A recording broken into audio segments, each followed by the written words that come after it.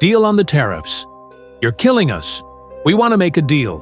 Which of course is remarkable that it's exactly 75, not 74, 73, not 76 or 77. It's that nice divisible number 75. And of course, the Trump administration refuses to tell us any of these 75 countries, nor have they told us what deals they're working out with them. They're mum on literally every detail other than the number 75, which means it's totally believable, right? Nevertheless, there is at least one country that they have confirmed won't call them. And it's the country that has the ability to screw the United States more than all the other countries combined. And it's the one that's already levied the highest tariffs on us. We've levied the highest tariffs on them, folks. It is none other than China. That big red scare for Republicans. The Communist Party of China's killing us. Well, they don't seem to care about the tariffs. Here's what happened. The Trump administration, as we know, has put tariffs is like 125%, 145%, on some instances, on goods coming from China to the United States last week. And that was when all the other tariffs dropped down to 10%. So the Trump administration was like, okay, now we just need to talk to President Xi Jinping. Okay? So they're waiting for his phone call all last week. They reached out to them a couple times and said, hey, we want to set up a phone call between President Donald Trump and Xi Jinping. Let's make it happen. Folks, go ahead and give us a ring back when you're ready to, schedule this. So they waited, and they waited, and they waited.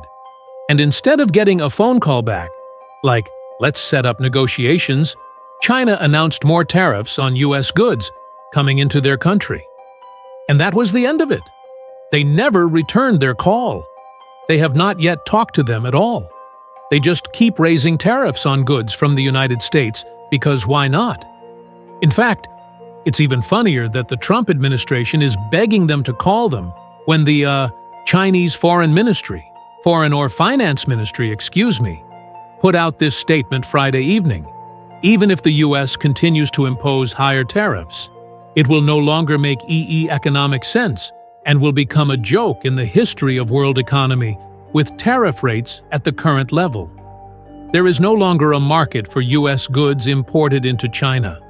If the U.S. government continues to increase tariffs on China, Beijing will ignore.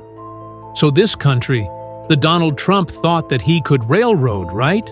The one that conservatives tell us every day is like the most evil, the biggest threat to the United States. They're like, whatever. Dude, if you put more tariffs on us, we're literally going to ignore them. There is no longer a market for the goods you're trying to send over here. You have basically screwed yourself. And this is going to go down in history as the worst trade move in the history of history. So have at it. You want to raise tariffs on us? Raise tariffs on us. Do whatever the hell you want because we hold all the cards. And of course, it's no coincidence that Donald Trump also announced after not getting a phone call with Xi Jinping, Trump backed down again. He was like, okay, well, we'll give you to the tariffs on smartphones and tablets and computers, you know, right? So you caved to them, and all they had to do was literally nothing. Your administration was calling them up, begging to set up negotiations. They wouldn't even answer the phone when you called, never called you back. And then you're like, okay, well, we'll take some of the tariffs off, 'cause we're very scared of you. How do you like that, conservatives? How's that feel? Right? You tell us every day China's the most evil country on the planet. Donald Trump's gonna stand up to him. It's the art of the deal. You people just don't understand it.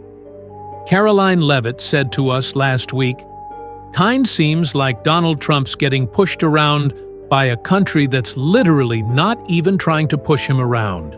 They're just ignoring him.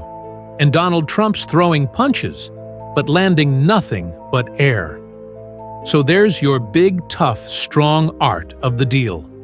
Negotiator, conservatives, a guy that can't even get a phone call back, and yet still backs down.